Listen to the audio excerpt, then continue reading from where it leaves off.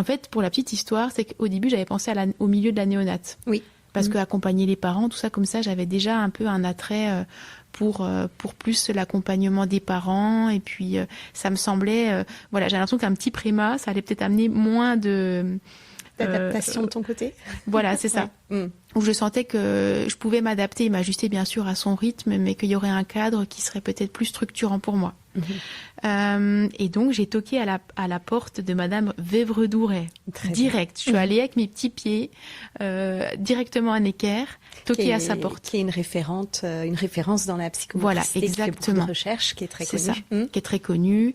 Donc je me suis dit, voilà, je veux un stage en néonat, c'est très dur à trouver. Je mets les moyens. Et donc j'ai été reçue par Laurence qui m'a dit écoute, moi c'est compliqué pour moi de prendre une stagiaire, mais va voir ma collègue en pédiatrie.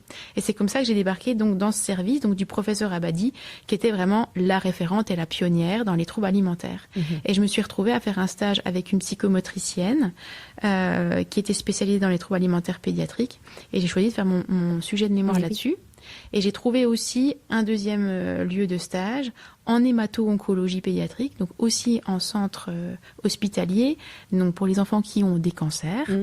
Et j'ai pu aussi du coup avoir une approche de l'alimentation de l'enfant, mais effectivement plus chez des patients qui sont voilà, atteints de cancer ou de leucémie, etc.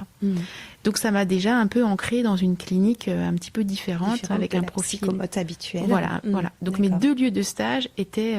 Tu les as bien trouvés. Voilà. Et en plus, j'ai eu la chance de faire un petit passage en stage avec Aude Buil, donc qui est aussi une référente dans la recherche en néonate, que j'ai revue il n'y a pas très longtemps d'ailleurs, j'étais très contente, et qui m'a permis aussi d'avoir encore un peu plus de patients pour étoffer mon sujet de mémoire. Donc je sors de l'école avec effectivement un mémoire sur les troubles alimentaires en pédiatrie.